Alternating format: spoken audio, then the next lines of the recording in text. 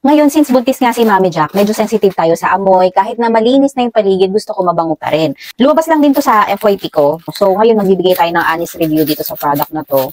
O, syempre, sa packaging, maganda yung packaging nila. Kasi sobrang balot na balot. And ito yung product. Ayan o. Lumabas lang dito sa FYP ko eh. And according sa mga nagbe-video, syempre, mabango daw. So, ngayon, itetest nga talaga natin. So, ang napili kong scent is fresh bamboo. Ayan o, fresh bamboo. So, pwede siya for room and linen spray. 100 ml muna. Try lang muna kasi natin. Ayan yung pinaka-product niya. Ayan, fresh bamboo. So, meron siyang lock dito. Open.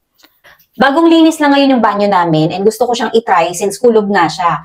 Ngayon, lalagyan natin ng scent yung banyo. So, spray lang natin siya dito. Ayan, dyan.